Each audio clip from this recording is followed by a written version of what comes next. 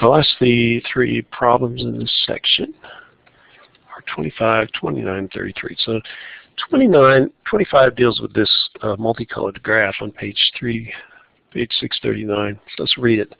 Claire Kozar, wishing to retire at age 60, is studying the comparison line graph here, which shows under certain assumptions how the net worth for her retirement savings, initially $400,000 at age 60, will change as she gets older and as she withdraws living expenses from savings. Refer to the graph.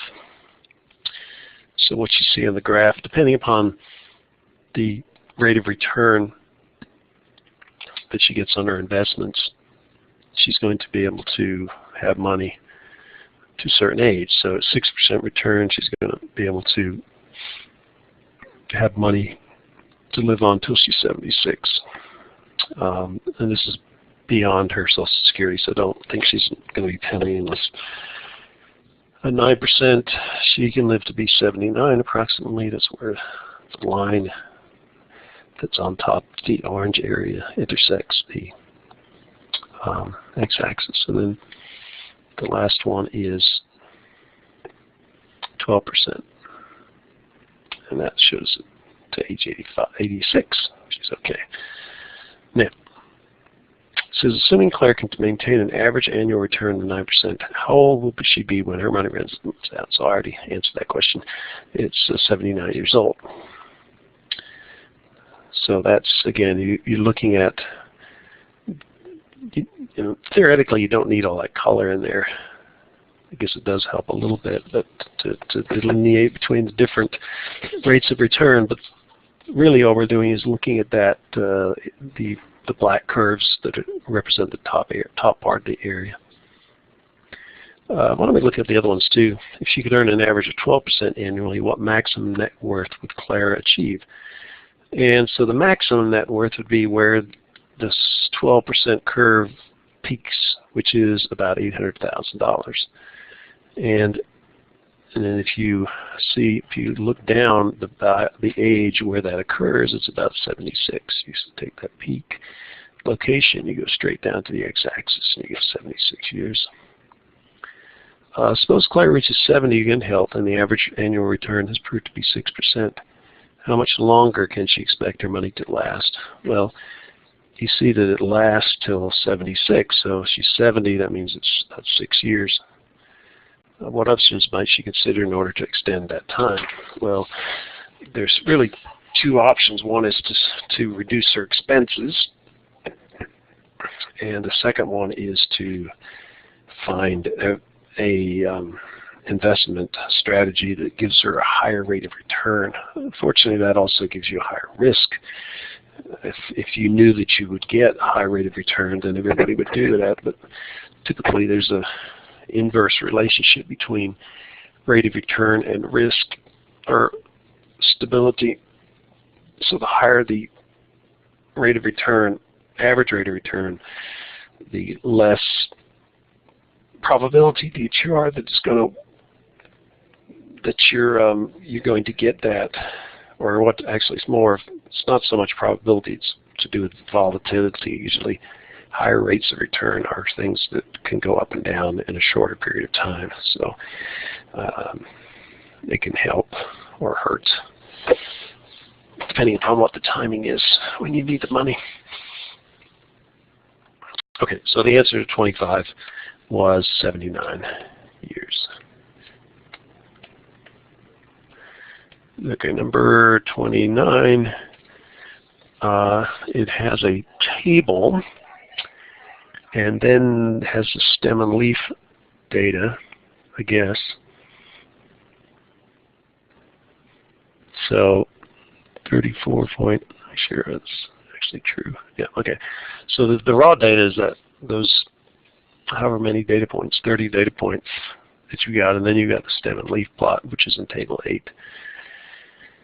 So 29 says, describe how the stem and leaf display of table 8 was constructed. So what it did, basically what happened is you set up classes that was able to group the data into 5 to 7 categories. So we grouped it in 30 to 34, 35 to 39, and the 34 would be 34 point anything. Okay, so it's just the first 2 digits. So if you look at the stem and leaf display, the first row is 3, which is the tens place. So you got 34.7, 34.7. The next one is 33.8, which would be 33.8. So once you've defined those classes, then the rest of it is just taking the first digit and putting that in the, not writing down the first digit, just using the column, the column, which included 3, 3, 4, 4, 5, 5, 6, and then the actual numbers you write as far as the leaves are the ones digit and the tens digit, and that's how you count it. So if you look at the table above, not the table but the list of numbers, and let's go down to the last row. Right in the middle is the number 57.0. So if we have their stem and leaf plot, you'll see there's a row that says 55 through 59. The 57 is between those. And then you see 5, and then you go all the way over to the right, and you see 7.0. So 5, 7.0 is 57.0, which represents that data point that we talked about.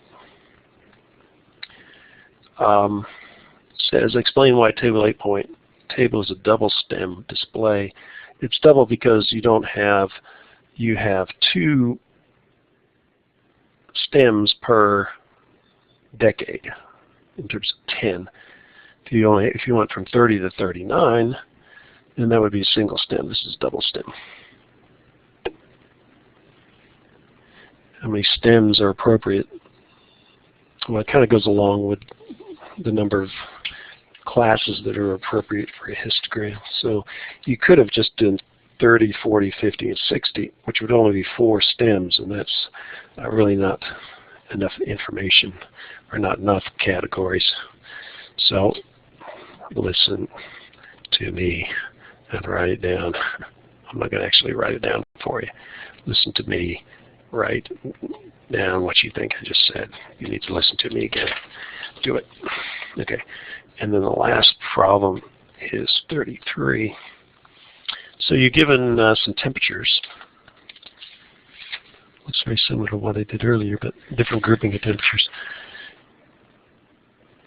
Actually, that's not the question. This is 32. Letter occurrence frequencies in the English language. So it says the table below shows commonly accepted percentages of occurrence for the various letters in the English language. Code breakers use carefully analyze these percentages in aid in deciphering secret codes. For example, this is E is the most commonly occurring letter, followed by T, A, O, N, and so on. The letters Q and Z occur at least often. So,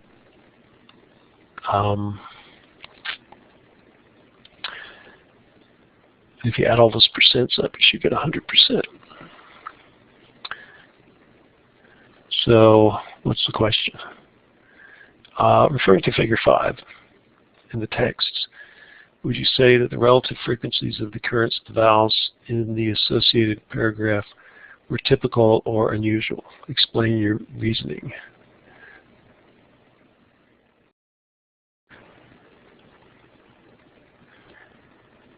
Figure 5. Figure 5.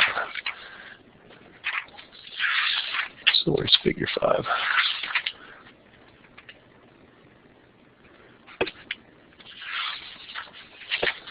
So go back into the chapter. Figure 4. Figure 5. Oh, there we go.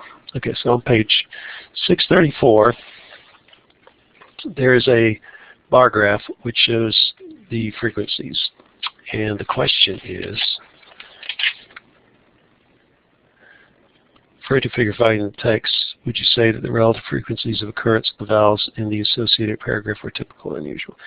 So the way I would do that is I would look at the 3 vowels, A, 5 vowels, A, E, O, I, A, E, I, O, and U.